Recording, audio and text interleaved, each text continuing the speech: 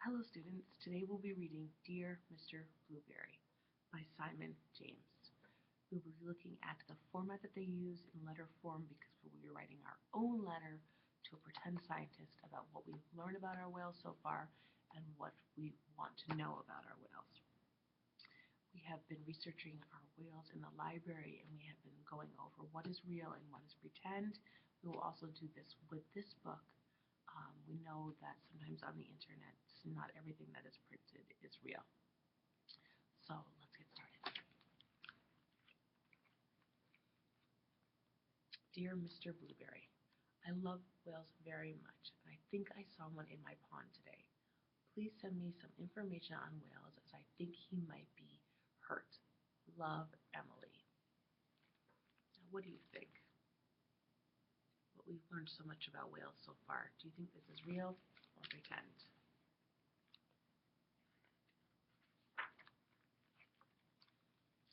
Dear Emily, here are some details about whales. I don't think you'll find it was a whale you saw because whales don't live in ponds, but in salt water. Yours sincerely, your teacher, Mr. Blueberry. So Mr. Blueberry has showed us that whales cannot live in ponds. They have to live in salt water, which we have learned through our research findings, that they live in the oceans, which is salt water.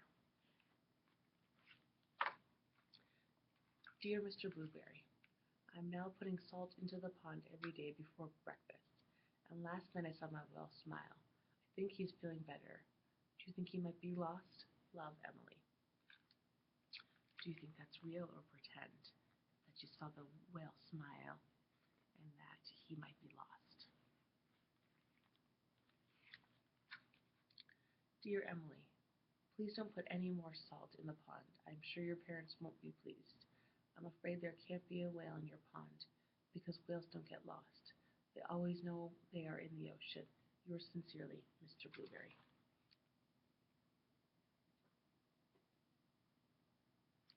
So we see how Mr. Blueberry shows us that what Emily was doing was pretend about seeing the whale,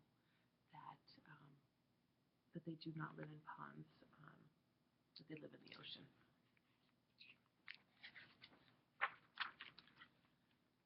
Dear Mr. Blueberry, tonight I'm very happy because I saw my whale jump up and spurt lots of water. He looked blue. Does this mean he might be a blue whale? Love, Emily. P.S. What can I feed him with? Now, while we know that whales spurt water out of their blowhole, and that whales can be blue, some of you have chosen the blue whale, but do you think that this is really happening in Emily's pond? Or do you think it's pretend? Dear Emily, blue whales are blue and they eat tiny shrimp-like creatures that live in the sea. However, I must tell you that a blue whale is much too big to live in your pond. Yours sincerely, Mr. Blueberry. P.S. Perhaps it is a blue goldfish. That sounds a little bit more convincing with the goldfish. We also have learned in Mr. Blueberry's letter that blue whales are blue. Some of you have chosen the blue whale, so you know this already. That they eat tiny shrimp-like creatures. We've also learned that they eat krill and small fish. All of our whales do. So we're seeing how Mr. Blueberry is informing Emily on whales. Dear Mr. Blueberry, last night I read your letter to my whale. Afterward, he let me stroke his head. It was very exciting. I secretly took him some crunched up cornflakes and breadcrumbs. This morning I looked in the pond and they were all gone. I think I shall call him Arthur. What do you think? Love, Emily. Well, we learned in the previous letter that they do not eat cornflakes and breadcrumbs, so they wouldn't be all gone. So we see that that's pretend, that he ate them, that he's in the pond. I must point out to you quite forcibly now that in no way could a whale live in your pond. You may not know that whales are migratory, which means they travel great distances each day.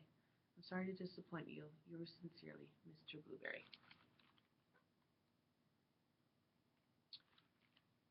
So we have learned that they are migratory. We've seen this with the humpback and how it goes from Alaska to Hawaii. So it'd be kind of interesting to look up um, the migratory routes that the other whales that we're looking at go to. So that might be a question you might want to incorporate into your letter.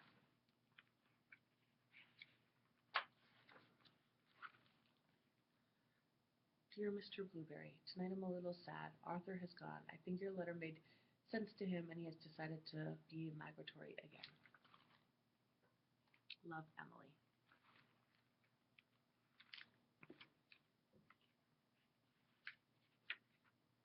Do you think that that is real pretend? Do you think that the whale could understand the letter? Dear Emily, please don't be too sad. It really was impossible for a whale to live in your pond. Perhaps when you are older you would like to sail the ocean studying and protecting whales. Yours sincerely, Mr. Blueberry. We have Mr. Blueberry pointing out that although Emily has a vast imagination about this whale, there really was no chance that he ever lived in the pond. But if Emily is that interested in whales, she could go on to work with them later in life, maybe as a marine biologist. Dear Mr.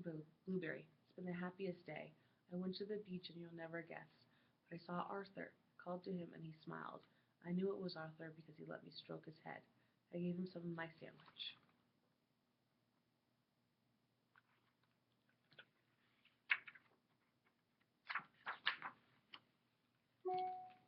And then he said goodbye. I shouted that I loved him very much, and I hope you don't mind. I said you loved him too.